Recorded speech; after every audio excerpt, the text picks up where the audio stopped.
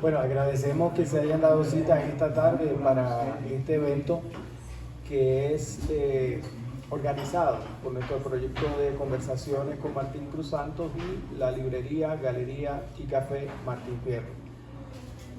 Por el camino de las lágrimas, soy lágrima y llanto.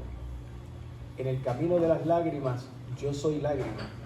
Una lágrima que rueda sola por una terciopelada mejilla ondulada, donde asciendo y desciendo. Una mejilla de color verde y café, que me huele a musgo, a tierra, blanda y sedosa, húmeda y frondosa.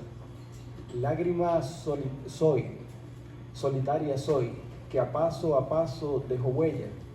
Me integro a la piel fangosa y mullida del bosque, me hundo en ella, me siento obligada a fundirme piel y lágrima. Danzo para zafarme de la rama, de la roca, del pantano. Danzo pegada al barranco, danzo para avanzar hacia las orillas de esa boca amplia, bella, sonriente, serpenteante, a la que entro y salgo, saltando y salpicando. Lo que acabo de leer es parte del libro Lectura del viaje a pie desde el camino, cuyo autor nos visita esta tarde, José Lubín Torres Orozco, y que estamos profundamente agradecidos por haber aceptado nuestra invitación. Quisiera comenzar con algunos datos biográficos de nuestro invitado. José Lubín Torres Orozco nació en Aguadas Caldas. Es ingeniero de petróleo de la Universidad Nacional de Colombia, magíster en sistemas de la misma universidad, doctor en geografía de la Universidad de Düsseldorf en Alemania y en desarrollo sostenible de la Universidad de Extremadura en España. Es profesor de la Facultad de Arquitectura de la Universidad Nacional de Colombia, autor de varios libros y capítulos de otros libros y artículos, entre los cuales destaca la obra sobre la cual conversaremos esta tarde. Ha sido miembro de diversos grupos de investigación y académicos que estudian temas tales como el cambio climático en ecosistemas de alta montaña tropical, modelación de sistemas complejos naturales, sistemas de información geográfica y cartografía digital, caminería y estudios de dinámica del paisaje y del territorio. Participa en varios grupos de caminantes, de los cuales ha sido presidente y vicepresidente, como es el caso de la Organización Caminera de Antioquia, la OCA. José Luis, muy buenas tardes. Gracias por estar con nosotros. Agradecer a Martín porque ya es una amistad de varios años y fue la que primero me contactó con Martín cuando él vivía en su país natal, Puerto Rico. Yo, la verdad, tengo un sueño, y es que en Colombia, en Antioquia, nos unamos todas estas personas que queremos construir paso a paso un país mejor, un país con cultura, con educación. Y creo que todos los que estamos acá estamos tratando de hacer eso, ¿sabes? Generando algunas acciones que nos permitan soñar con un país diferente, con no ese país que nos muestran el día a día, conflictos, de noticias que invaden las redes sociales con temas que a veces amarillistas. Entonces quiero que nos tratemos de hacer más cultura, generar más cultura. Y precisamente me alegro mucho estar acá en Jardín. Yo ahora contaba con Martín que Jardín lo estoy visitando hace 25 años, y las primeras veces que empecé a caminar por la Cueva del Esplendor en los años 2000, 2001, 2002, eran paisajes totalmente solitarios. En los caminos que van hacia Josucio, también solitarios, porque Los campesinos, nunca me tocó acá, pero sí en otros lugares, los campesinos me decían que había muchachos por ahí en el camino. Entonces yo iba a bañarme allá al Esplendor, recuerdo mucho, y me bañaba y esa cascada fabulosa y todo el día, y no había ni una persona conmigo así. Pues los compañeros que a veces me acompañaban. Incluso en un encuentro que hicimos en el 2003, acá, el Encuentro Nacional de Caminantes, yo fui uno de los coordinadores de ese encuentro. Pusimos a Jardín en el contexto nacional y a la Cueva del Esplendor, al Salto del Ángel, la Tebaida, todos estos saltos los mostramos a nivel nacional para que los turistas pudieran venir. O sea, fuimos unos de los pioneros, a pesar de que nos asustaban mucho, nos decía que había muchos muchachos por ahí en los caminos, caminábamos, ¿cierto? Hubo también infortunios.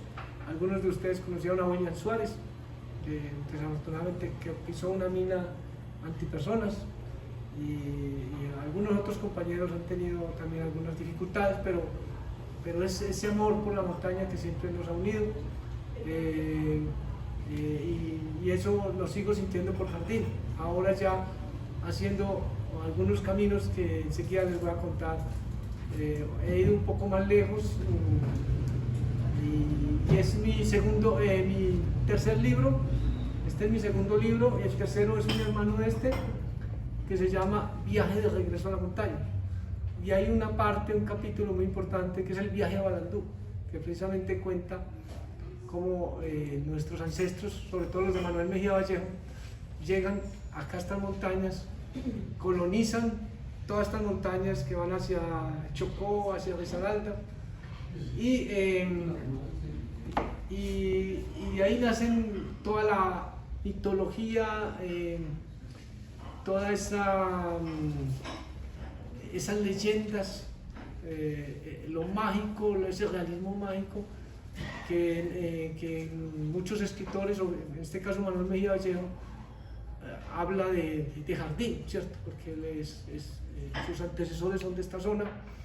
Y estuve haciendo algunas asesorías, unos proyectos con algunos estudiantes de historia y literatura sobre lo que es la Casa de las Dos Palmas, el Rosario y el viaje a Balandú. Balandú significa la montaña donde está la niebla. O sea, si Jardín es esa montaña donde la niebla se esconde, donde la niebla juega con la montaña. Mantienen una lúdica de constante jugar con los árboles, con los bosques, con la montaña. Es muy lindo, y más hoy en día que se habla del cambio climático, del agua, de no solamente conservar, sanar la montaña, sanar el bosque, sanar todo lo que hemos destruido. Ahí tiene mucho más validez todo lo que Manuel Mejía Vallejo cuenta en sus libros. Entonces ese va a ser la continuación de este libro, ese viaje a Balandú, contarles un poco de todas esas maldiciones que hay metidos en Balandú, en Jardín, en la montaña, ese enfrentamiento no solo entre diablo y cielo, sino también entre liberal conservador, que será aquí precisamente la caucana, la antioqueña. Ahí están pegadas, está la bipolaridad partidista que siempre ha rodeado nuestro país. Bueno, pero simplemente los quiero motivar. Si Dios nos da vida y salud, ojalá en julio, pienso yo, agosto, estaré mostrando ya ese capítulo especial de Jardín sobre toda este enamoramiento de esa poética de los paisajes, de los caminos, de las montañas. Yo hoy deseo hacer énfasis en el libro que hemos escrito hace poco. Lo terminamos el año pasado, lo hicimos ya la primera edición, y es la que estamos mostrando acá. El libro tiene una historia muy amena, que precisamente son esos relatos de caminos, de viajes. Y alguien ahora me mencionaba el camino de la colonización, el que iba de Medellín hacia Aguadas, hacia Pácora, hacia Salamina, hacia Neira, hacia Manizales, y llegaba hasta el norte del valle y se metió también a Ibagué, y que precisamente generó mucha lucha entre antioqueños y caucanos, porque toda esa zona, lo que era hacia el norte de Aguadas, lo que se llamaba Santiago de Arma antiguamente, hacia el Serma, antiguamente era del Cauca, de la provincia del Cauca, y los antioqueños, entre comillas, con todo su tesón y su deseo de tumbar, los llamaban los descuajamontes a los antioqueños, descuajamontes, descuajar, tumbar el monte.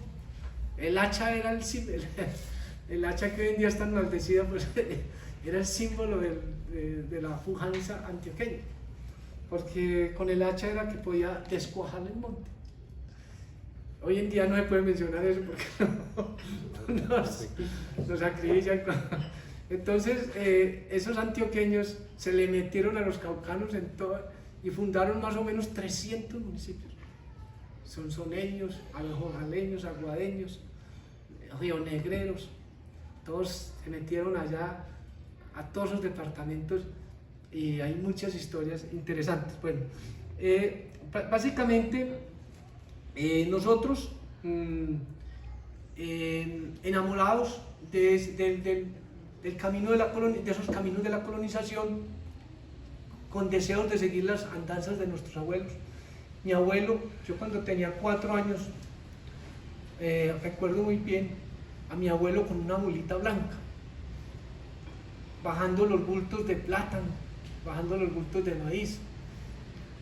Yo vivía cerca del pueblo y tuvimos muy mala fortuna porque mi papá era mayordomo de unas fincas, y una finca se le quemó y nos salvamos porque el cerdito a medianoche chillando, ya quemándose, volviéndose chicharrón pues quemado, empezó a gritar y todos nos despertamos y pudimos salir por la ventana. Mi mamá dice que nos tiró así, como tirando bultos por la ventana, para que no nos quemáramos. Mi papá, ese evento le generó ciertas dificultades mentales, y ya recuerdo muy bien, ya después, algunos años después de ese incidente, me acuerdo de mi papá a pie limpio, con los pies llenos de lodo. Yo tenía más o menos 5 o 6 años. Mi papá llegaba a las 2 de la mañana con un plástico encima, y a veces mi papá trabajaba durante todo el día, de 6 de la mañana a 6 de la tarde, y a las 6 de la tarde cogía un camino, llegaba a las 2 de la mañana a la casa, traía plátano, maíz, a veces carne, y a las 2 de la mañana mi mamá le daba algo, el desayuno, algo, y volvía y se iba para la finca. Le tocaba caminar más o menos 7 o 8 horas para ir, y otras 7 o 8 horas para volver. Y así, a pie limpio, sin linterna, toda la noche, lloviendo. Entonces, nuestros ancestros fueron ancestros que eran unas personas con una tesón, con una capacidad de lucha impresionante. Y yo le digo a mi hija que está acá sentada con el perrito: mija, usted tiene algún día que sacar esa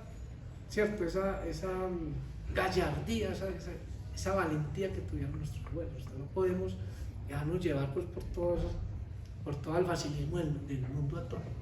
Es que no solamente viendo televisión, viendo celular y ordenando en la casa. Pues, le digo yo mucho a mis alumnos también, porque yo soy profesor de alumnos muy jóvenes en la universidad. Yo tengo más o menos 100 alumnos que son pelados menores de 20 años. Entonces, les comento eso.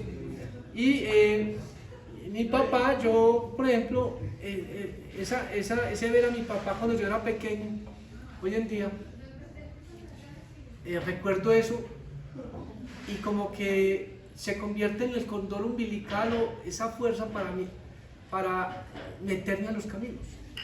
Y a veces los caminos llenos de lodo, llenos de pantano, animales, zancudos, mosquitos, y a mí me encanta ese ambiente, o sea, lo llevo como adentro, porque a mí, después de mucho tiempo me tocó precisamente el campo, y en Antioquia casi todos los caminantes, guías de turismo me conocen por eso, por esa pasión que tengo por meterme al monte, por caminar.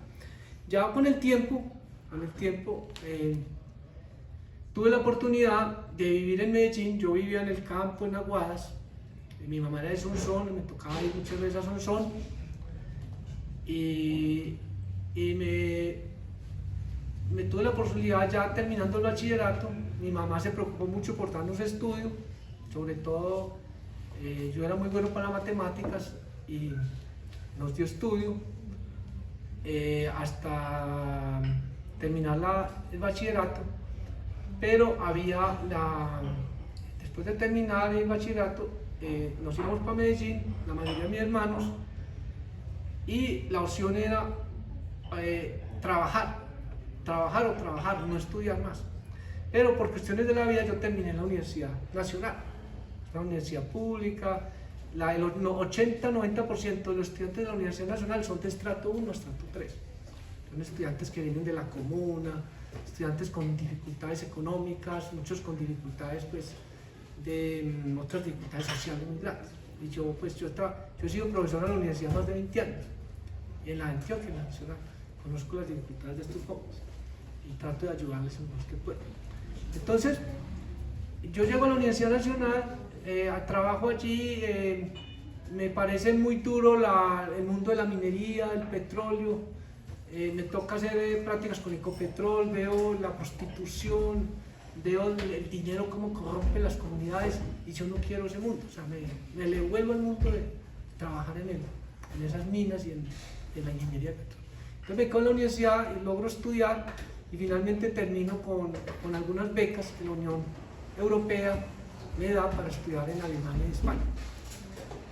Y allá precisamente con esos estudios logré ser profesor, luego entré a la universidad como profesor, pero sigo haciendo caminos.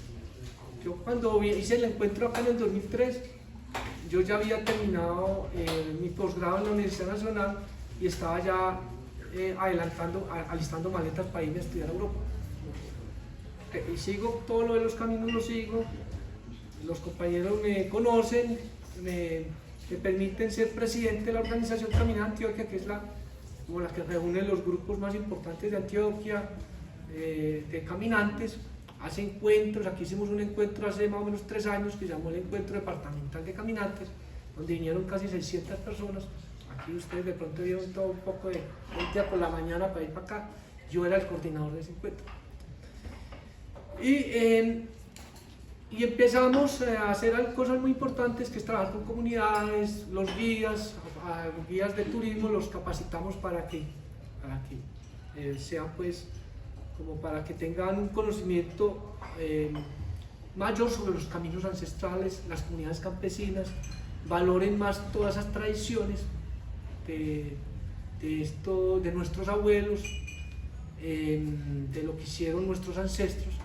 Valoren más todos los paisajes rurales tradicionales, los que se llaman paisajes de economía lenta, los que están ahí y todavía no se han transformado, no ha habido capitales que los reconviertan y los destruyan, pues todavía sobreviven, ¿cierto? Entonces, esos paisajes prácticamente tienen un valor inmenso porque son los que conservan la memoria, la identidad de un pueblo, esos paisajes que están allá. Cuando un pueblo pierde todos sus paisajes o los reconvierte por el turismo, por cualquier cosa, prácticamente la memoria se destruye, ¿saben? Todo queda en los libros. Es importante conservar la memoria. Entonces, ¿qué me pasa a mí más o menos en el año 2007-2008 cuando vuelvo a Colombia? Que yo digo, bueno, el camino de la colonización es muy importante, pero el camino de la colonización lo hizo, queríamos ir más lejos del colonizador, del señor que simplemente lleva las mulitas, queríamos como darle un sentido más espiritual a ese camino. Y nos encontramos, por fortuna, con un señor de Envigado que ya pues él ya se había ido, pero dejó su memoria en 20 o 30 libros, que se llama Fernando González. Fernando González tiene muchas historias. Una de ellas es que él se volvió muy rebelde, porque leía muchos esos libros. Ustedes saben, los abuelos que decían, no, el que lee se enloquece. ¿Cierto? A mí mi mamá me decía, mijo, usted tanto leer y tanto vivir pegado a los libros, usted va a empezar a enloquecerse algún día de estos. Y aquí terminé loco, ¿cierto? Entonces, a Fernando González era muy amigo de poetas como León de Grey y a otros escritores antioqueños. Admiraba mucho a Tomás Carrasquilla, porque él escribía cosas muy costumbristas, escribía libros que para él eran muy importantes para Antioquia. Entonces Fernando González casi a los 20 años empieza a escribir libros, maestro de escuela, él estuvo en Europa, escribe libros pues sobre esos viajes que hace a Europa, pero escribe un libro que se llama El viaje a pie, y en El viaje a pie comenta ese camino de la colonización, de Envigado. Él sale del Parque del Poblado viajó hasta Buenaventura, la parte hasta Manizales la hizo por caminos. Y ese libro, Viaje a pie, él cuenta desde una visión más profunda que contar sobre las mulas, sobre lo que hace un sangrero, sobre lo que llevan. Él cuenta una visión profunda de esa Colombia donde están los aplanchadores. ¿Quiénes son los aplanchadores? Los que matan liberales. Entonces él empieza a hablar de eso, el miedo a la muerte, cómo él llega a las 12 de la noche a los municipios con miedo que lo van a matar, porque él es liberal, porque él es libre pensador. Por allá había un gringo hablando mal de Colombia y le coge un freno de una mula y le da unos frenazos en la cabeza, casi mata a ese gringo, que porque estaba hablando mal de Colombia. ¿Qué más cuenta? Cuenta lo duro que es para los campesinos subir esas montañas, que viven como en nidos de águilas por allá en unos abismos. Cuenta Fernando González. Que las mujeres en los pueblos son escondidas detrás de las ventanas, mirando detrás de la cortina quién pasa, ¿cierto? Entonces él empieza a contar, a reflexionar sobre eso. La gente de los pueblos, esa gente que solamente sale a la iglesia y vuelve a la casa y le da pena y tiene miedos, como miedos de su cuerpo, todo eso lo reflexiona en su libro. Es un libro que cuando sale es prohibido por la iglesia. El que lo lea es excomulgado doblemente por la iglesia, por la arquidiócesis de Manizales y la de Medellín. O sea, el que leyera ese libro, él lo sacó en 1929, él hace el viaje en diciembre de 1928 y lo termina en enero de 1929, un viaje que duró casi un mes. Y el que leyera ese libro, cuando saca ese libro, que nadie quiso publicarlo en Colombia, porque en Colombia todavía, yo solo tengo problemas para publicar en la universidad. En Colombia hay muy poco, y por eso los felicitaba a ustedes, porque en Colombia la apuesta por la cultura es muy poca. Es la experiencia que tengo.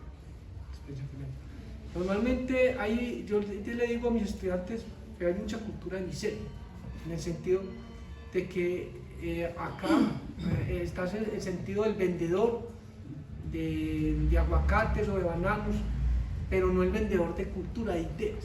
Eso casi no existe en Colombia. Entonces Fernando González le toca ir a un país que sí apuesta por las ideas, que es Francia, y Francia le publica el libro. La primera edición de Viaje a pie lo publican en Francia.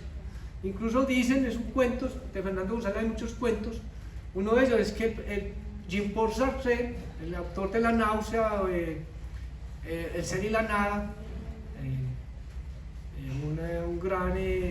uno de los más grandes filósofos del existencialismo, propone a Fernando González como premio Nobel.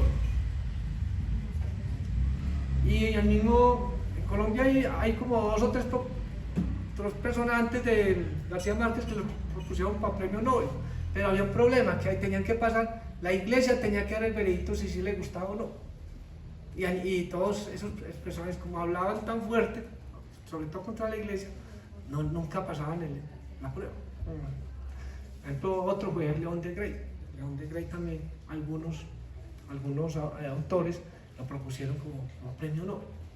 Entonces Fernando González, Jean-Paul Sartre conoció a Fernando González, incluso conoció pues sus obras.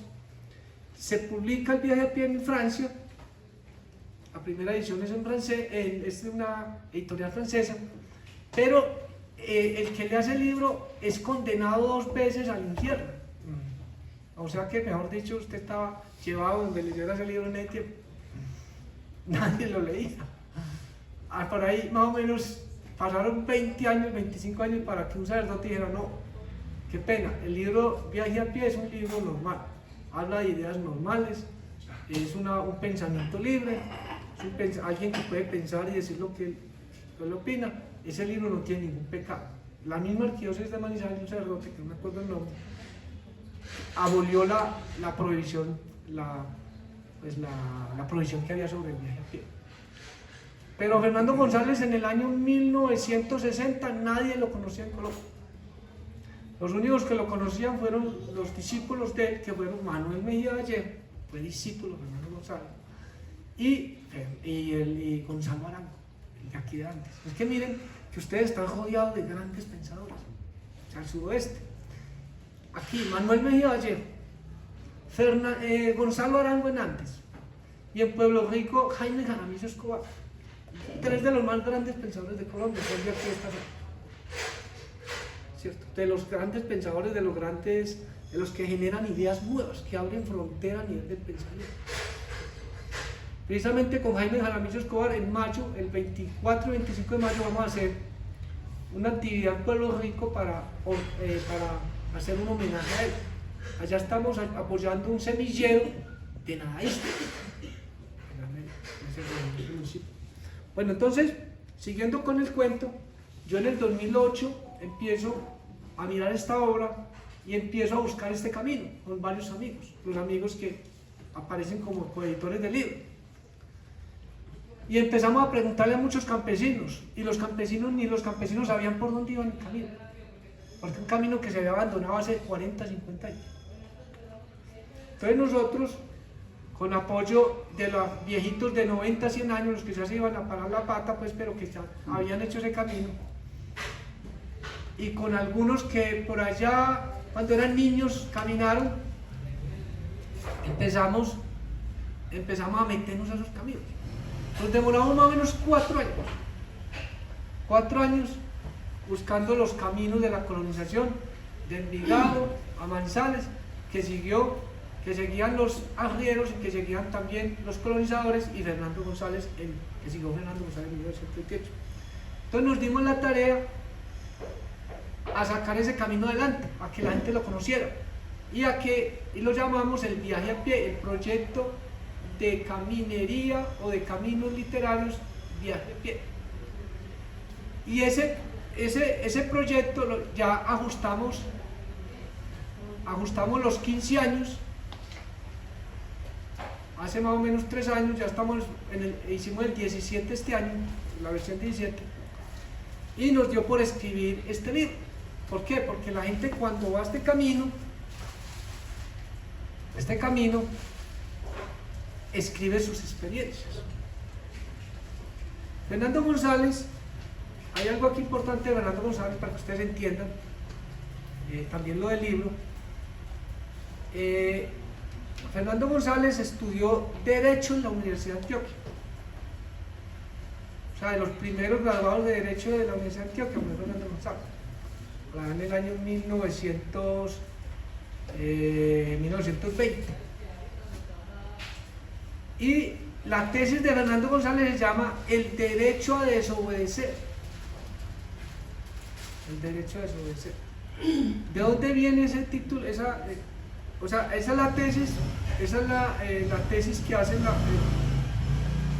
en el programa de Derecho en la Universidad de Antioquia, pero los profesores le dicen, no coloque ese título. porque no le aceptamos ese título, el derecho a desobedecer. Entonces él lo llama una tesis. Una tesis. ¿Qué dice Fernando González en ese libro? Prácticamente Fernando González lo que está copiando en el libro El derecho a desobedecer es los mismos derechos, la Carta de los Derechos Humanos que se hizo por allá 100 y pico años antes, en la Revolución, después de la Revolución Francesa, que es que el ser humano tiene libertad para pensar. Eso prácticamente. O sea, que el ser humano puede decir lo que quiera, cuando quiera y donde quiera. Entonces Fernando González, el planteamiento es que en Colombia no hay ese derecho a pensar, porque si usted piensa, le pasa alguna cosa, o lo amenazan, o le dicen que usted es del otro bando, cualquier cosa le puede pasar. Y Fernando González se inspira en un señor, un norteamericano, que vivió más o menos en los años 1860 en un municipio que se llama Concord, Massachusetts. Él se llama Henry David Thoreau. Este señor Henry David Thoreau tiene un libro que se puede conseguir en internet. El libro se llama La vida en los bosques, o Walden. Es una palabra alemana que representa como una especie de valle rodeada de bosques. Entonces, en ese libro Walden, que se consigue en internet, muy lindo, él vive 1000 días en la montaña solo. Este señor Thoreau. Entonces Fernando González lee ese libro y se inspira para escribir El viaje a pie en el libro de él.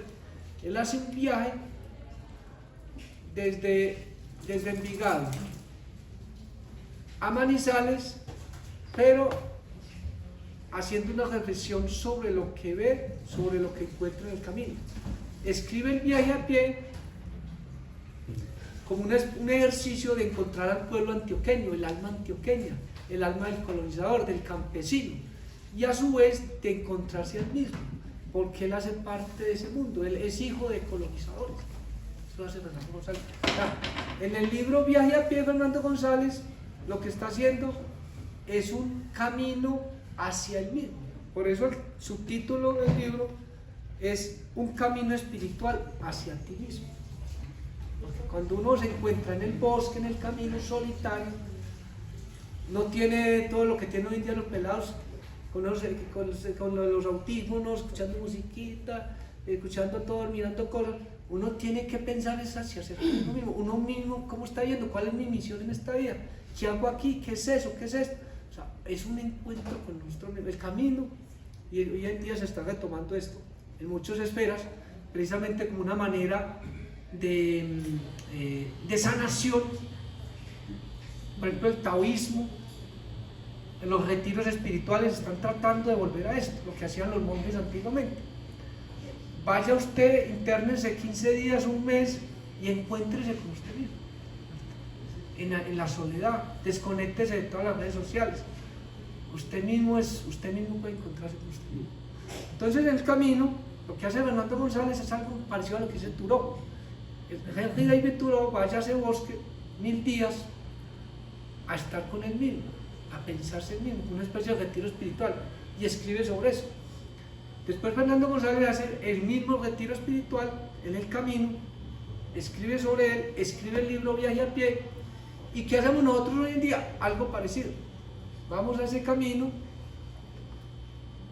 y motivamos a la gente que escriba su experiencia interior sobre el camino. ¿Cierto? Es un camino pues donde ya la gente, pues muchas personas, que es que a mí me duele mucho una patica para caminar, ¿cierto? Porque es que yo no tengo la capacidad de caminar en esos caminos tan difíciles. Nosotros les apoyamos si hay necesidad de contratar una mulita o que camine ciertas partes, y por allá le llevamos un jeep para que lo lleve. Nosotros ya tenemos el camino muy bien diseñado en estos 15 años. Cualquiera de ustedes algún día, José, queremos ir a ese camino, me gustaría hacerlo, a ver cómo es eso. Volver, como en las noches hacemos tertulias, así como estamos haciendo aquí, hablamos en las noches del camino de Sonsón Aguadas. En Aguadas vamos a ver las tejedoras de Iraca, vamos a escuchar la historia del Putas de Aguadas, o sea, todo eso lo metemos dentro del camino. Y esto hace parte de un proyecto más ambicioso, que quedó, que dejó los caminos por fuera, y fue la declaratoria del paisaje cultural cafetero como patrimonio de la UNESCO. Ahí los caminos no se mencionaron por ningún lado, ni la colonización antioqueña casi por ningún lado. O sea, eso fue mucho. Entonces, lo que estamos tratando es de reparar esa declaratoria de la UNESCO.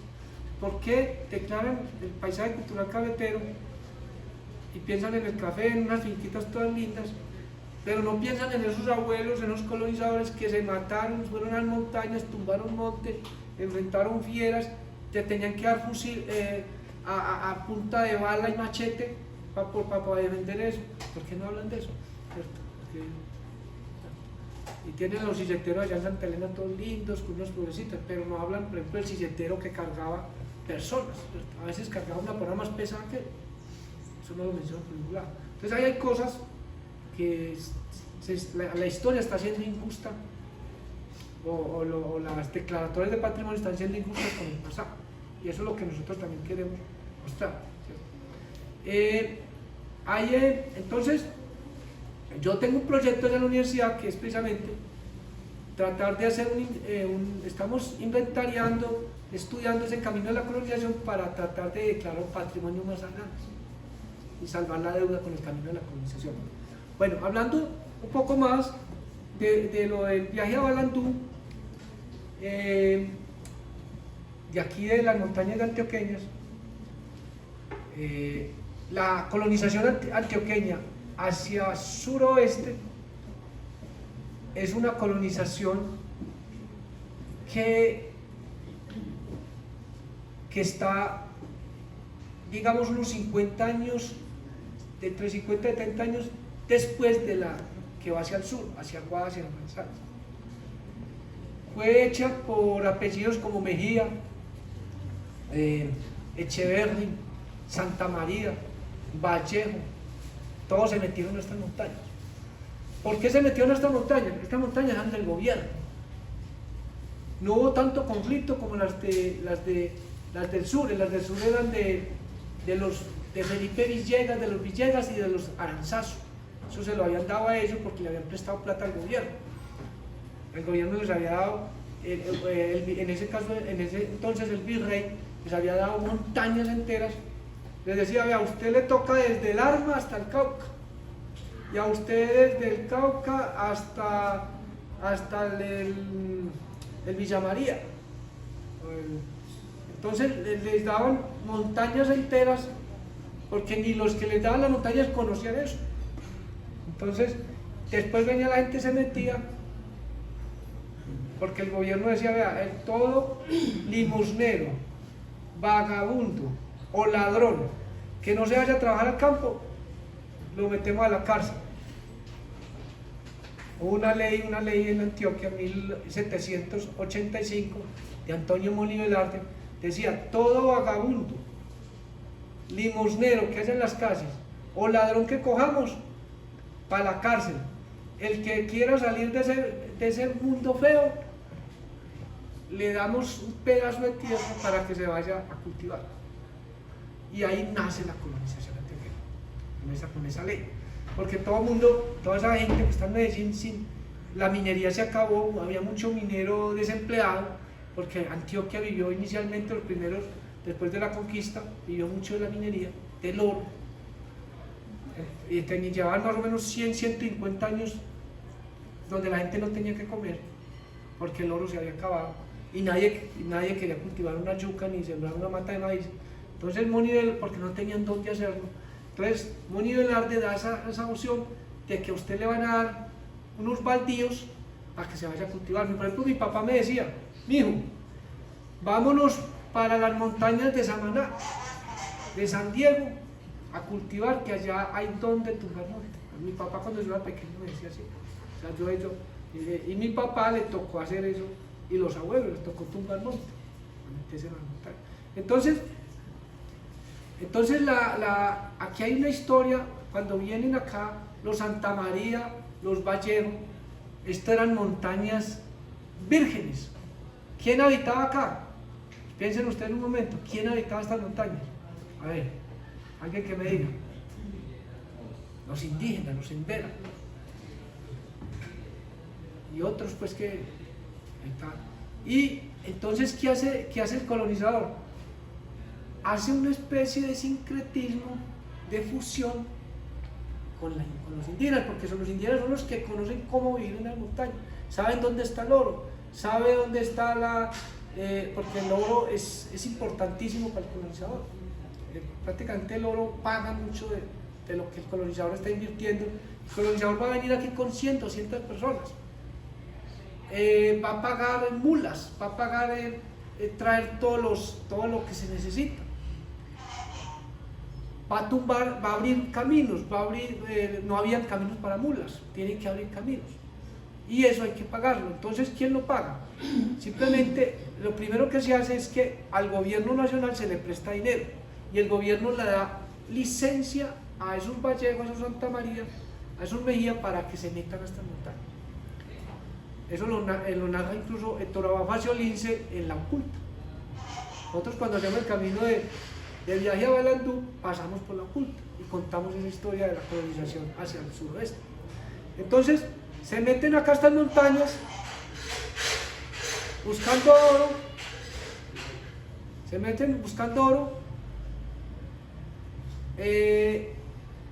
ahí se fusionan con los indígenas.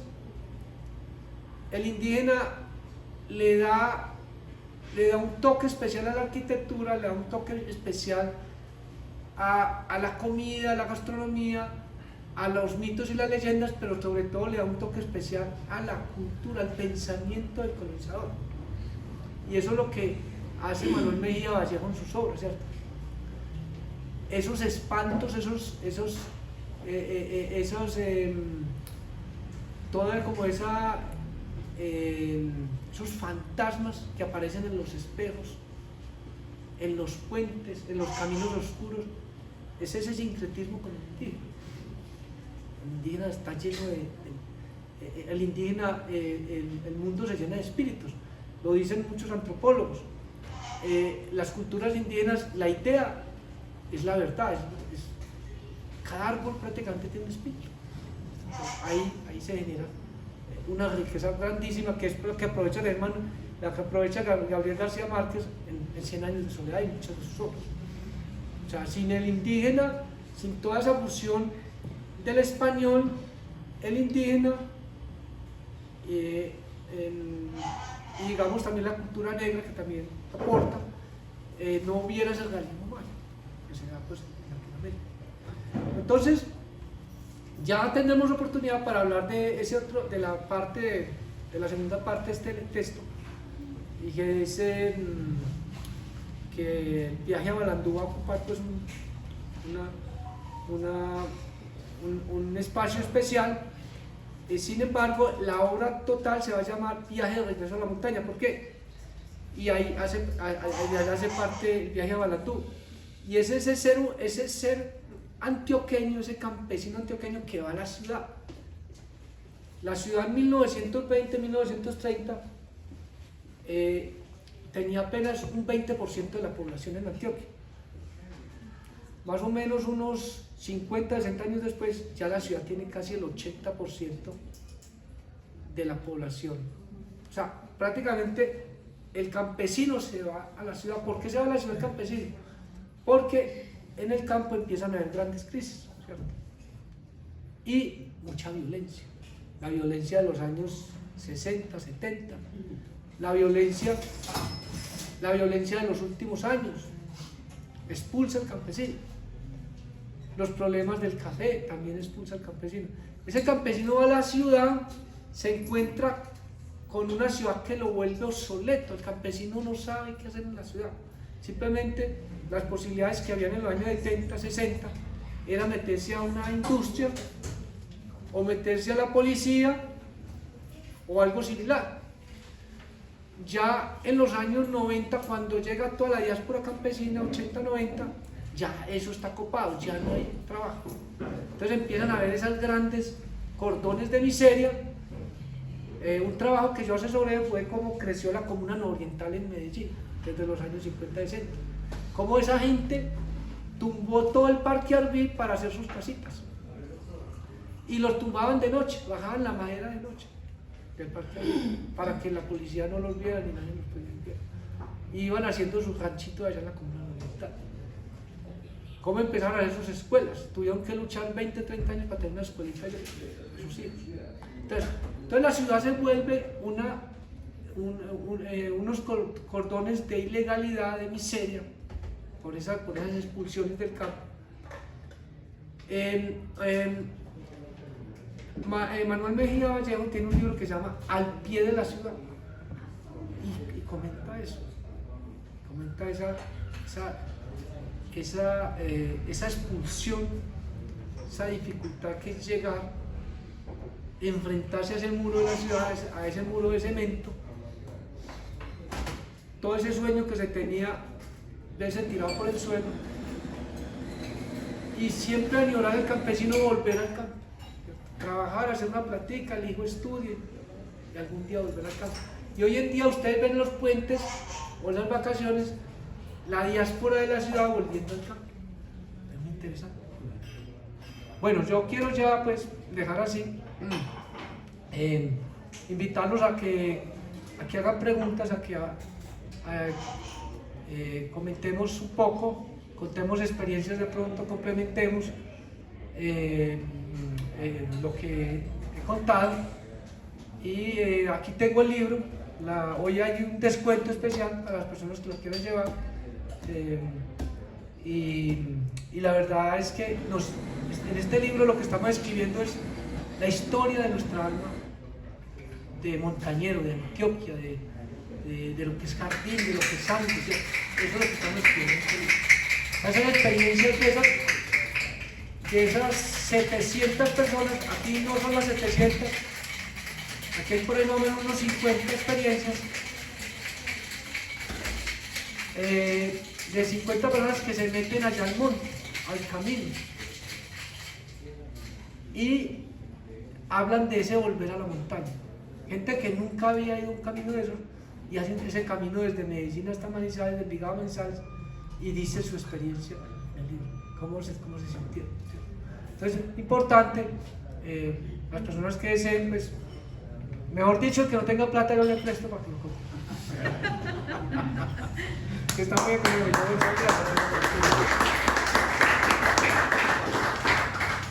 Tenemos la oportunidad en este momento para quienes tengan alguna pregunta, comentario, podemos realizarlo en relación con los planteamientos que José Lubín Torres Orozco nos acaba de hacer.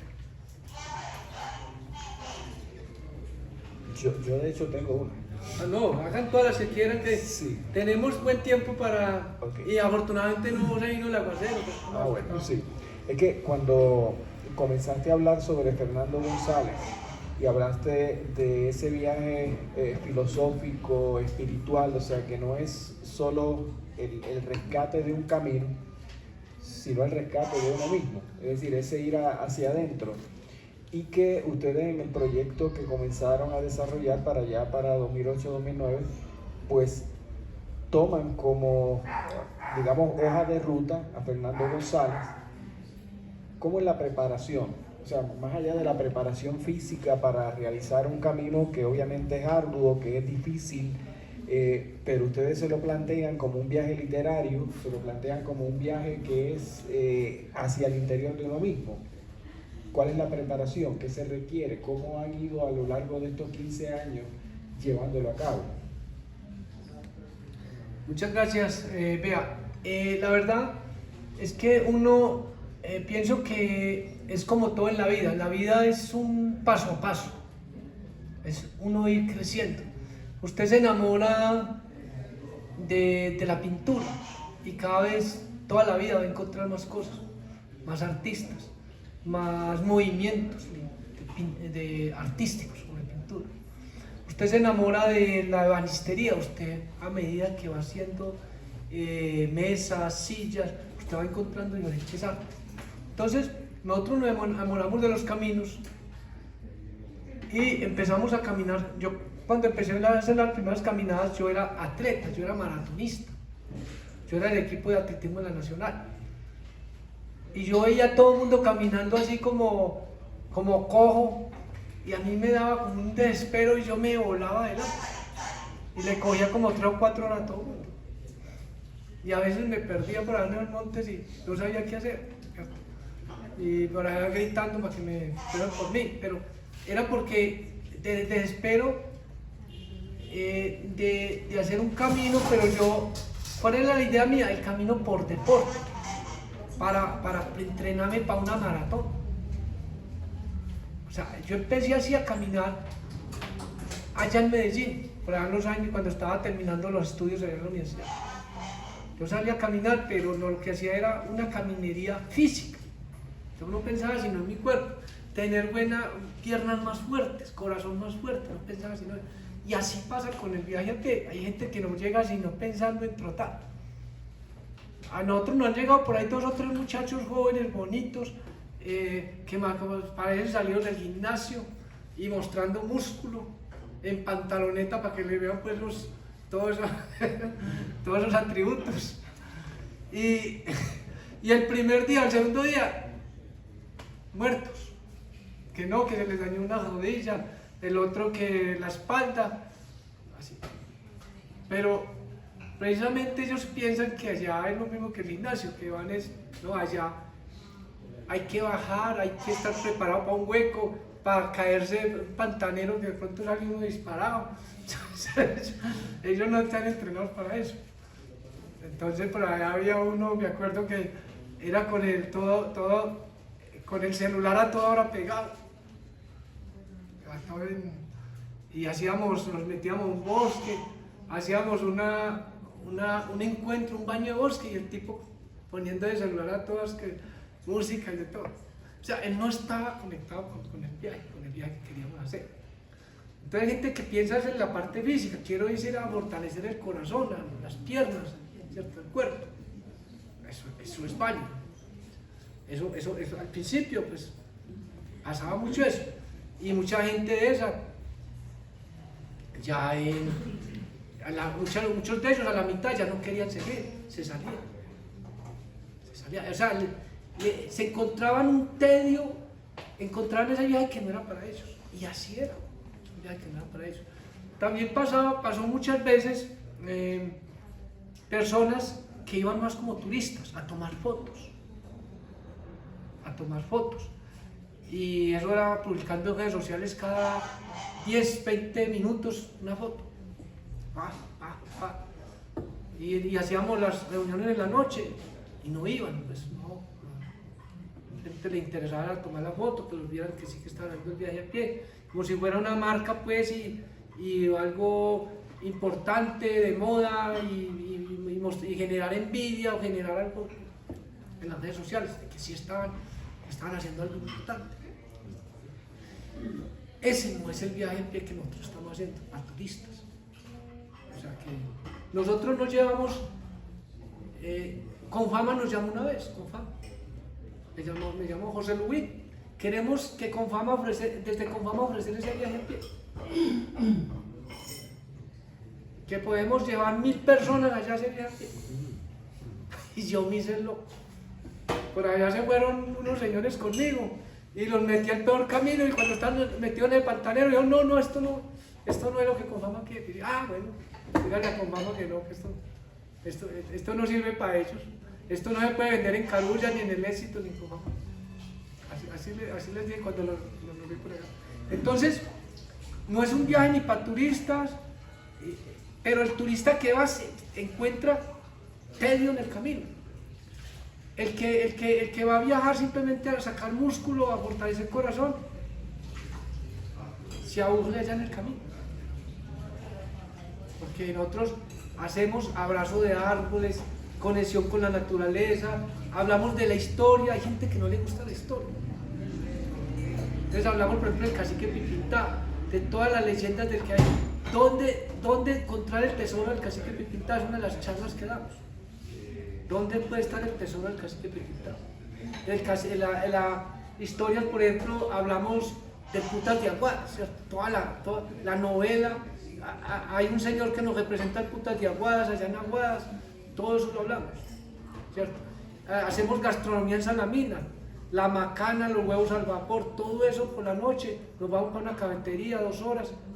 O sea, tenemos un contacto con la historia muy fuerte. Y sobre todo, le decimos a la gente que trate de caminar durante el día mucho sola y conectarse consigo misma, ¿cierto? Entonces, ¿cuál es el entrenamiento para este viaje? La persona que va a un viaje de estos es una persona que ya ha hecho ese paso a paso, independiente de que sea caminante o no, como hacia a sí mismo, hacia su espiritualidad. Ha hecho como un ejercicio de arte de la vida, o sea, de preguntarse por sí mismo. Bueno, ¿yo qué puedo en este mundo? ¿Cierto? Así como lo hacía Fernando González. El paisa, el antioqueño, ¿qué? ¿Esta cultura qué? ¿Quién es el paisa?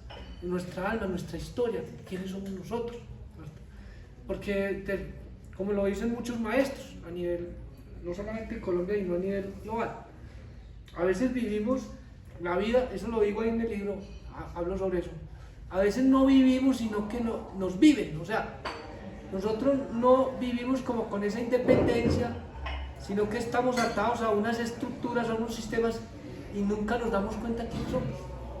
Y eso precisamente es una de las preguntas de Fernando González. El pueblo colombiano es un pueblo ignorante, así lo dice Fernando González en el viaje a pie. No conoce el valor de las frutas. Cambia un poco de químicos por las frutas. Lo dice Fernando. Le da miedo de su cuerpo, dice Fernando González. Aquí nos da miedo de la desnudez, dice en su libro. O sea, cosas como esas. Es un pueblo donde el gamonal es el terrateniente o la élite, el cura y el político siempre han querido que esté en esa situación. O sea, por eso este libro es condenado, es un libro que habla de una manera que ataca los cimientos de esas estructuras que quieren que el pueblo controlar al pueblo. Es lo que mismo Henry David Thoreau, que es el maestro de Fernando González, plantea en ese libro de La vida en los bosques. Él plantea por qué el ser humano a veces vive toda su vida y vive de una manera que él no quiere, sino que tiene que ir como otros sistemas quieren que viva. Eso es un planteamiento. Entonces, ¿cuál es el paso? ¿Cuál es la motivación para ir a un viaje de estos? Es precisamente estar como en ese ambiente, y eso nosotros tratamos de que las personas entren allá. Muchas entran, otras no logran entrar de todo. Es como que ellos mismos hagan un viaje hacia sí mismos, hacia su espiritualidad, hacia su interior, y empiezan a preguntarse por muchas cosas. Muchas personas lo han hecho 10 veces ese viaje y no se cansan de ir. Otros lo hacen una vez y nos siguen en contacto con nosotros. Entonces nosotros somos una familia. Las 700 personas que han ido siguen como conectadas con nosotros. Entonces cada vez nos estamos compartiendo libros, caminos. Entonces ya hicimos el viaje a pie, hagamos el viaje a Balandú, hagamos el viaje del camino de la Marquesa de Yolumbó, que también es un viaje histórico y literario. Hagamos la ruta del nadaísmo, tenemos la ruta del camino del nadaísmo. Tenemos, por ejemplo, otra que ya estamos abriendo otras, por ejemplo, literarias en el suroeste, que es la de Polo Polo, la del León de Grey. Ya, yo no la abrí, la abrió uno de los alumnos míos que fue al viaje a pie. Es que ya o sea, esto es una ruta que se está ampliando mucho. Muchos de ustedes han escuchado el Camino de Santiago, ¿cierto? ¿Qué es el Camino de Santiago? Es un camino espiritual.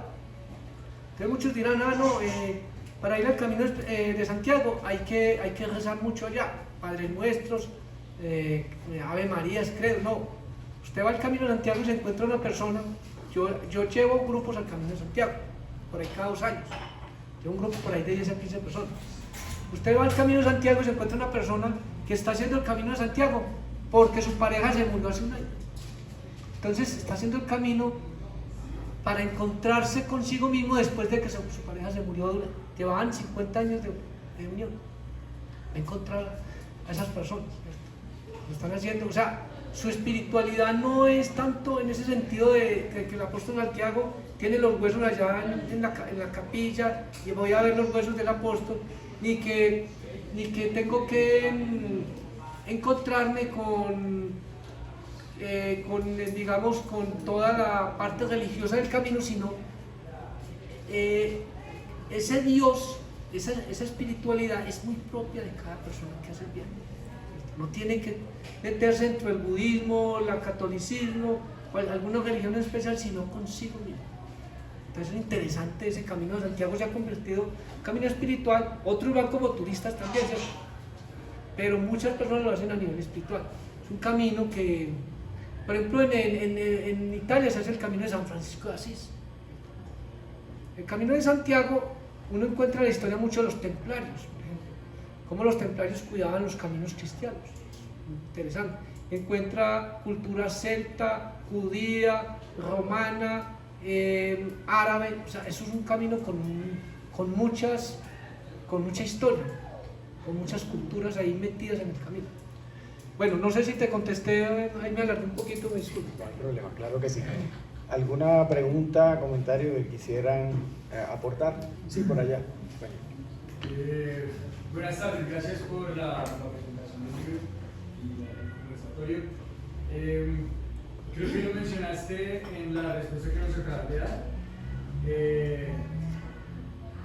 Y digamos, es algo que lo que nos contabas también coincide en Turo y Vallejo sobre la desobediencia civil, ¿no?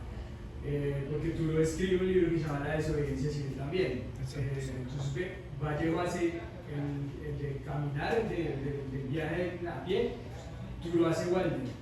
Y luego, si te entendí bien, si recuerdo bien, Vallejo hace la tesis de grado.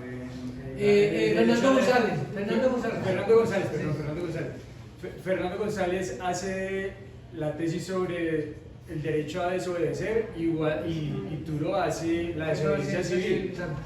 Lo mencionaste un poco en la respuesta que nos diste, pero quisiera por favor pedirte que amplíes más sobre cómo el caminar o cómo el trayecto, cómo ese encuentro con la espiritualidad luego al volver, vamos a decir, a la cotidianidad de la ciudad o de la comunidad, de la sociedad, llama a la desobediencia o por lo menos cómo te abre los ojos a saber que hay una posibilidad de desobedecer. Muy bien, no, aquí hay una cosa que es interesante de pronto, más como cultura, y yo lo cuento a mis estudiantes a veces, pues ellos me califican bien, yo tengo promedios de 0 a 5, de 4,6, calificación de mis estudiantes. Entonces, en cierta forma les interesa que les conteste. Yo siento que ellos se sientan como, les hablo mucho de historia, y una historia que yo cuento para lo que les voy a decir, yo se lo cuento a mis estudiantes. El derecho a desobedecer y la desobediencia civil de Turo tienen incluso huellas anteriores. Más o menos cuando Turo se inspira mucho en Alexander von Humboldt. ¿Quién es Alexander von Humboldt? Es un joven muy bonito, parece un modelo, ustedes pueden buscar fotos de Alexander von Humboldt en internet. Dicen que, pues, muchos comentarios dicen que era uno de los hombres más atractivos de toda la historia de la humanidad. Y él es alemán, es de la gran alcurnia alemana. Un hermano de él es uno de los ministros de Alemania. Y Alexander von Humboldt se va a viajar por el mundo y se mete al Orinoco y cuenta que alrededor de él pueden haber 2 millones de zancudos. 2 millones de zancudos. Le toca viajar por el río Magdalena con negros, y los bogas son más o menos 20 negros, y esos negros en pelota, desnudos. Eso fue en el año 1802, 1803. Entonces cuenta en su libro que le impresionaba ver a esos negros durmiendo con una herida de 20 centímetros y todos los moscos pegados ahí chupándole la sangre. Pues es impresionante. Pero lo que más impresiona a Alexander von Humboldt es todo el colorido de las flores, los insectos, toda la maravilla de árboles que hay aquí porque Venezuela en entonces fue en 1801, 1802 que hizo ese viaje por acá, él lo llama el viaje por las Indias ecuatoriales, así, no me acuerdo bien el nombre, y él cuenta que esto es un paraíso, es una maravilla, y lo mismo hacen muchos autores de Europa. Dicen, esto aquí, pues uno ve cosas aquí. Por ejemplo, a Alexander von Humboldt le tocó ver un caso que yo creo que todavía se presenta en la costa, que es lo que llaman la zoofilia, pues, o sodomia, personas teniendo sexualidad con animales. A él le tocó y él condenaba eso, decía, eso es horrendo, pues, todavía ver eso, ¿cierto? Y le tocaba ver los cargueros, los silleteros cargando, entonces decía, son como bestias cargando personas, pasando la cordillera, pasaban de Ibagué a Cartago. Durante 9 días, un indígena, sobre todo eran indígenas, aquí en Guatapé también se daba ese proceso, desde abajo, desde el río Nari, los cargaban hasta Río Negro o hasta Guatapé, porque las mulas a veces no podían pasar. Los caminos, incluso los mismos cargueros dañaban los caminos para que las mulas no podían pasar para poder tener trabajito. Eso pues era una lucha constante entre arrieros y cargueros. Y entonces Alexander von Humboldt viajó por el mundo. ¿Por qué viaja Alexander von Humboldt? Porque inspirado en las corrientes anteriores de la Ilustración, donde el más famoso, uno de los más famosos es Rousseau, que él habla del ser por naturaleza, de ese Emilio, tiene un libro que se llama Emilio, que es ir a la naturaleza, el ser que no puede, que si le tocan el cerebro, sistemas de control lo dañan. Es un ser que tiene que ir por sí mismo, educado en el bosque, dice Rousseau. Entonces la Ilustración influencia a Alexander von Humboldt, Alexander von Humboldt influencia a Thoreau. Rousseau lo consideran un chiflado, un loco. A Thoreau también lo consideran un chiflado, un loco. Pero ya le inyectan al ser humano digamos que como una especie de droga, la droga de la libertad. Y nace una corriente que es la primera de muchas, que se van a ver dos que ya sé que les voy a contar, es el romanticismo. El romanticismo alemán y francés son las que hacen que Thoreau, Fernando González quieran esa libertad, quieran meterse en el bosque a encontrarse con la naturaleza y encontrarse consigo mismos. Hay otras, por ejemplo, como el modernismo, el parnasianismo, el simbolismo, y en Colombia los 13 Epanidas y el nadaísmo, que son corrientes que buscan la libertad. O sea, que un ser humano que no esté atado por políticos, por mercaderes, ni por iglesias. Eso, así como lo decía Fernando González. O sea, que el ser humano tenga esa libertad de pensar y de vivir. O sea, eso es interesante, es precisamente cuando nosotros hacemos este viaje, mucha gente se choca porque, no, que es que, o se asustan, ¿cierto? Porque es que estamos hablando de palabras mayores. ¿Cierto? Palabras mayores son unos intelectuales en Antioquia, Colombia, que tratan de luchar por la libertad, de enfrentar unas estructuras que toda la vida han sido muy poderosas y que precisamente por mantener el poder han generado muchos conflictos. Sí, no sé si de pronto respondí. Gracias. ¿Alguna otra pregunta, comentario? Si no, creo que podemos aprovechar el espacio y el tiempo ya hay una pregunta. Sí, disculpe. En este camino de ir hacia la espiritualidad, ¿cómo definen ustedes espiritualidad? ¿Y cuál es el proceso desde ese significado que hacen con respecto a ese proceso? Bueno, esta es una pregunta filosófica compleja. Vea, yo leo mucho, por ejemplo, yo mencioné ahora a Jean-Paul Sartre.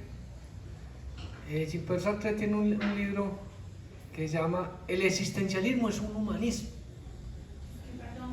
El existencialismo es un humanismo. El existencialismo precisamente es uno de las últimas corrientes filosóficas que nacen del romanticismo.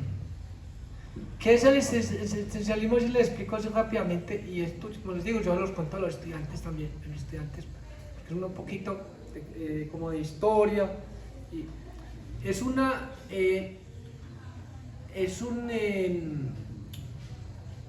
tendencia que nace principalmente en Alemania con un filósofo que se llama Arthur Schopenhauer. Hay otro Kierkegaard, pero sobre todo Schopenhauer, en el cual se basó mucho Federico Nietzsche. Schopenhauer tiene una teoría muy pesimista.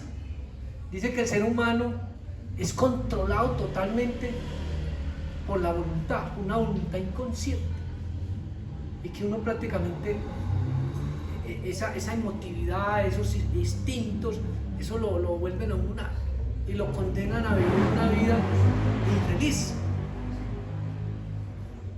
Pero Schopenhauer se enfrenta a unos grandes. Schopenhauer es una especie también de Fernando González. Él se enfrenta a dos o tres grandes pensadores, los más grandes alemanes y anteriores, y que todo el mundo decía que son Hegel y Kant. Entonces él dice, no, esos tipos no hacen sino hablar de idealismo, que lo que uno piensa, que con lo que uno piensa puede transformar el mundo. No, nosotros somos humanos, sentimos. Ellos no hablan nada de sensibilidad. Nosotros los seres humanos sentimos, y a veces los sentimientos nos controlan, nos dominan. La voluntad nos domina. Entonces, ese pensamiento de que el ser humano tenga que ver más con su existencia, con su forma de sentir, lo amplían ya otros filósofos como el mismo Federico Nietzsche, escritores como Dostoyevsky. Tiene unos libros muy bonitos. Por ejemplo, hay un libro que se llama Los Hermanos Karamazov, Crimen y Castigo. Los Hermanos Karamazov, él habla hay una teoría que se llama el Gran Inquisidor. En el Gran Inquisidor es la gran pregunta por Dios. ¿Dios existe o no existe?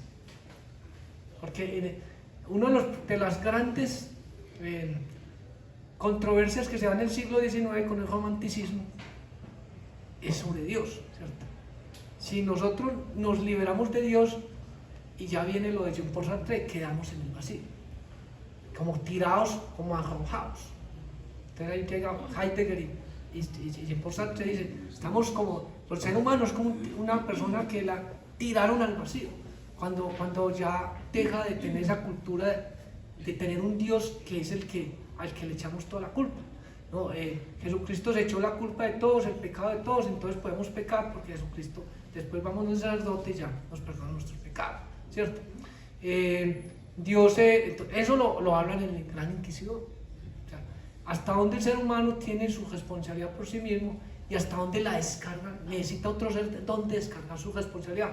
Dios es el que me va a manejar la lluvia, el que me va a manejar los problemas, el que me va a manejar la suerte. El Gran Inquisidor es un libro existencial, es un Dostoyevsky abre precisamente el existencialismo. Después vienen otros filósofos y trabajan más en ese existencialismo. Entonces, aquí hay un problema grande sobre la espiritualidad, que yo lo planteo más desde el existencialismo, y es, yo como ser humano, aquí, ahora, y tengo esa capacidad de pensar que estoy acá, que siento de una manera, que pienso de una manera, y que puedo abstraer o tener unos pensamientos, unas ideas acerca de mi mundo. Entonces, el espíritu es una cuestión muy compleja dentro de la filosofía. Y una de las formas como se define es esa posibilidad de yo pensar sobre mi existencia, en qué camino seguir, qué estoy haciendo para simplemente pero es una cuestión muy compleja dentro de la filosofía. El espíritu, la esencia, la existencia, esas tres cosas. Yo quisiera añadir algún punto al respecto, y es que también el hecho de relacionar estrechamente la espiritualidad con la religión crea una complejidad mayor.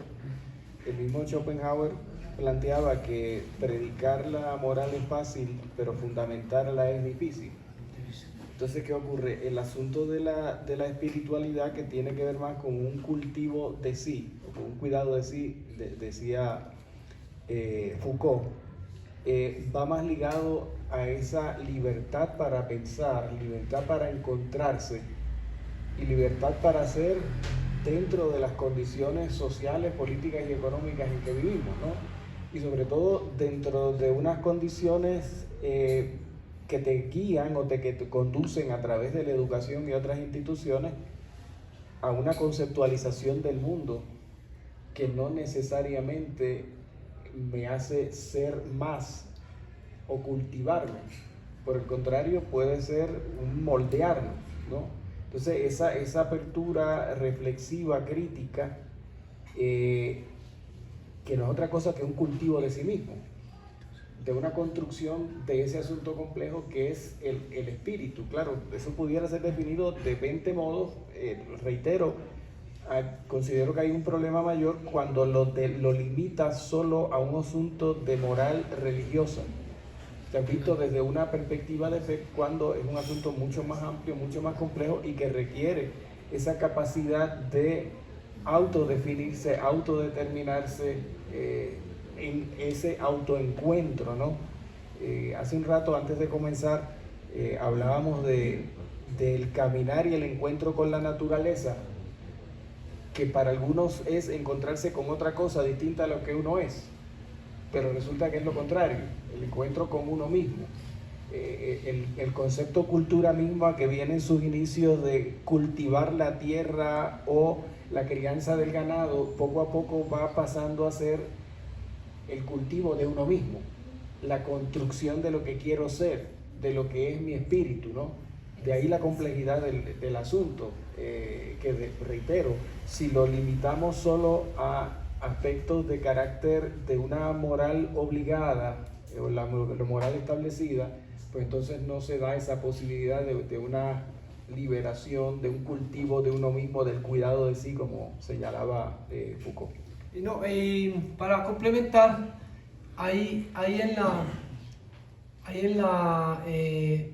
en Europa, desde el siglo XVII-XVIII, con los grandes filósofos ingleses, se genera el positivismo, empirismo, que da un impulso muy grande a la investigación moderna, a la ciencia moderna. Llega en el siglo XX a formar una escuela donde está Bertrand Russell, como Wittgenstein, como los grandes exponentes, y es esa escuela lógica que piensa en la realidad, que piensa en ese lenguaje que puede explicar al ser humano, explicarlo casi todo, y mochan ese idealismo, esa metafísica de la otra escuela que tiene raíz en el idealismo, en el existencialismo, y lo llaman la escuela continental, que es precisamente la que desarrolla el existencialismo: Husserl, Heidegger, Sartre, y precisamente que es la escuela que dice que el ser humano no se puede explicar tan sencillamente con axiomas, teoremas, leyes, operaciones lógicas. Pues hay un enfrentamiento muy fuerte a principios del siglo XX entre las dos escuelas y todavía. Entonces la espiritualidad, así como decía el compañero, es lo mágico del ser humano, ¿cierto? Muchos grandes maestros, el ser humano es ese ser que se piensa, pero en ese pensar se pierde, ¿cierto? Se pierde y a veces parece encontrarse, pero vuelve y se pierde. Lo que plantea muchos de estos grandes maestros. Y eso es mágico, porque si usted fuera un ser totalmente definido, fuera como cuando uno dice 10, 20, 30 o una operación matemática lo definiera usted sería un ser concreto, un ser que ya está listo, que no tiene, que ya no tiene como esa apertura a algo mágico, algo fabuloso, ¿cierto? Bien. Sí, por allá una pregunta. Intentando hacer, digamos, una línea conductora de varios de los macroconceptos que has expuesto, mecanismos de control social, humanismo, espiritualidad. ¿Cuál es tu concepto también como formador educador en cuanto a las nuevas generaciones? Soy padre de un adolescente donde están, digamos, abatidos por temas como la IA, como la tecnología, y por ende, en gran medida, dándole la espalda al abandono a algunos de los conceptos como espiritualidad y demás. ¿Cuál es tu concepto de estas nuevas generaciones en relación a toda esta charla? Yo, por ejemplo, como les dije, yo le estoy dando clase casi a 100 jóvenes menores de 20 años. Y es un tema muy complicado la pregunta que me está haciendo, porque hay un libro de Fukuyama que se llama El fin de la historia, algunos de pronto lo han leído, y uno de los planteamientos de Fukuyama es que ya el ser humano llegó a unos niveles de control y dominio por el capitalismo y los sistemas modernos de economía, que ya es muy difícil salirse de ese atractor, de esa fuerza que nos coge a todos. El poder de una empresa como Google, que está pagando cientos de doctores en psicología para que traten de atraer a los jóvenes desde los 2 o 3 años, nadie la tiene. Con colores, con todo lo que llaman inteligencia reptiliana o mercado reptiliano, todo desde los 2 o 3 años a los niños lo están aplicando en películas, en marketing, en redes sociales. Google, tanto Google como Facebook, todas esas empresas tienen un poder económico impresionante. O sea, el mismo capitalismo ha llegado en esa bola de nieve.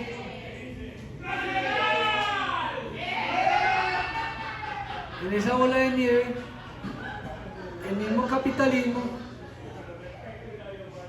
se ha ido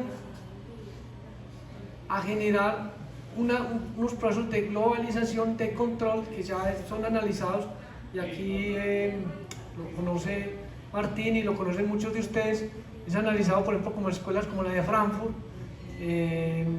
como por ejemplo Marcus, que fue profesor de la universidad allá en Estados Unidos, de varias universidades. Él decía, ¿no? Los sistemas de control ya son tan efectivos que llegan al inconsciente, a utilizar términos como alienación, enajenación, porque ya usted es muy difícil que se escape de esos sistemas de control.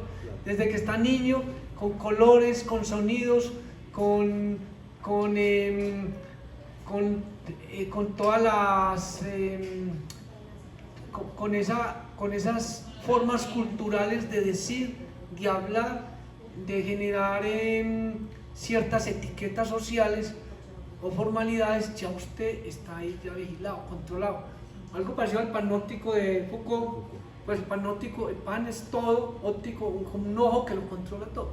Entonces, esas empresas tienen esa capacidad de decir, bueno, vamos a coger todos estos niños y vamos a hacer de ellos unos compradores compulsivos, ¿cierto? ¿Qué es lo que está pasando? Yo esto se los digo a mis estudiantes. Traten ustedes de ser críticos con esas tecnologías. Traten de valorar la posibilidad de hablar con otro. Un día pongan el celular en silencio todo el día, hagan esta prueba.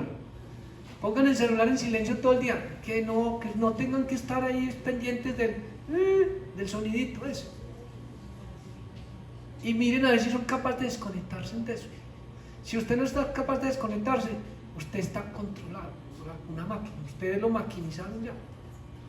¿Por qué? Porque ¿cómo hacían nuestros abuelos o la gente antigua que se iban para un viaje de meses y a veces no tenían forma?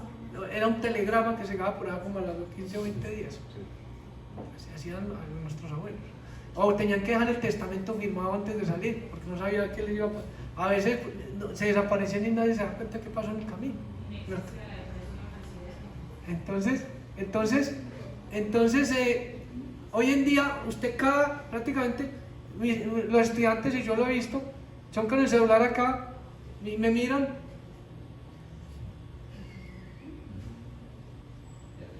Eso ha generado unos cerebros que son divididos en compartimientos. O sea, él ya no es capaz de generar un sistema de pensamiento porque siempre parte de sus neuronas están aquí. Entonces lo que yo les enseño lo cogen pero así mucho, por pedacitos. No son capaces de dar un esquema general de de una conversación de 10 o 20 minutos. Yo les digo, coloquen el celular en silencio en la clase y vamos a hacer un diálogo entre todos y vamos a valorar hoy la capacidad de comunicarme, la capacidad de entender lo que el otro está haciendo. Traten de entenderlo y yo trato de entender lo que ustedes piensan sobre lo que yo estoy diciendo. Hagamos un diálogo. Si no somos capaces de hacer el diálogo, vámonos para cafetería, tomemos un tinto, pero no demos clase, porque es que no estamos perdiendo el tiempo acá, ¿cierto? Entonces hagamos un diálogo, pongamos los celulares a un lado y vamos a valorar este momento, la posibilidad de que nosotros como seres humanos somos de los últimos seres humanos que vamos a tener la posibilidad de dialogar, porque la mayoría de las personas ya no tienen posibilidad de dialogar. Usted ve muchas reuniones en casas que todo el mundo es así. Es que va a una reunión, que vamos a encontrarnos con una fiesta, y todo el mundo así. 3, 4 horas, y al final nadie supo lo del otro, no hubo una integración de todos sus conocimientos, de sus experiencias, totalmente desconocidos después de las 3 horas. ¿Por qué? Porque no hubo esa posibilidad de comunicación. Entonces, ¿yo qué pienso? Yo pienso que ya se dio ese modelo muy dominador del ser máquina, o sea, de tener a unas personas al deseo de los grandes controladores, de los grandes sistemas económicos, que son los que quieren controlar. Y que Fernando González aquí en este libro habla, muy interesante, sobre esa unión de esos grandes digamos, de los poderosos, los que tienen poder económico para controlar toda la economía, todas las fuerzas de la sociedad. Hoy en día lo que están haciendo es prácticamente un proceso de globalización donde ellos quieren dominar todos los estamentos y sobre la tierra. ¿Con qué? Con las telecomunicaciones. ¿Cómo podemos escapar de eso? Hay movimientos muy pequeños, por ejemplo, lo que llaman, los que se le escapan a Hollywood, por ejemplo, el cine alternativo, exactamente. Yo, por ejemplo, hace poquito vi una película con mi hija de 11 años, vimos una película mexicana, no sé si está en Netflix o está en una cosa de eso, y dijimos, la mejor película que hemos visto hace mucho tiempo. Y no es de las películas que están allá programadas, no sale por ningún cine. ¿Sí?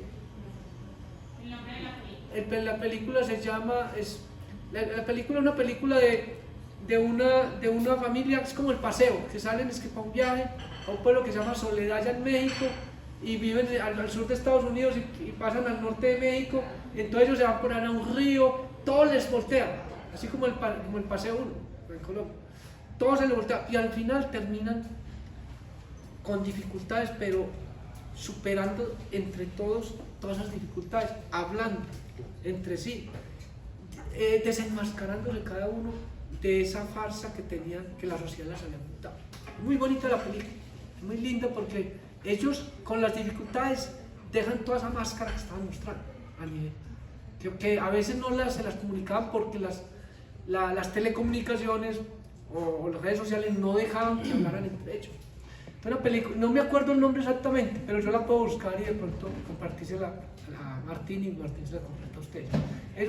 Hay películas del cine independiente, por ejemplo colombianas también, argentinas, he visto muchas, que no son comerciales, o sea, son películas que muy poca gente ve y precisamente tratan estos temas, lo que ustedes están preguntando, cómo zafarse de esos controles. Hay una película también polaca de un niño gordito él, la vi y él vive pegado a los videojuegos todo el día, hasta que la mamá dice, no, este niño no me merece, y se hace la que tiene cáncer y se va por abajo a un hospital, yo creo que ustedes la han visto, y la abuelita va allá, y la abuelita no dedica sino al yoga, ella sí no le gusta nada esas telecomunicaciones, y el niño lo obliga a lavar trastes, a trapear, a organizar la casa todos los días, y el niño después de estar 6 meses se da cuenta que la mamá lo que quería hacer era que él se desconectara de los videojuegos. Es muy bonita la película, es una película polaca. O sea, hay movimientos a nivel mundial muy pequeños, no tienen comercio por ningún lado, pero algún momento se van a unir o van a tener tanta fuerza que yo creo que van a llevar al ser humano a una conciencia superior. Yo soy optimista de que esos grandes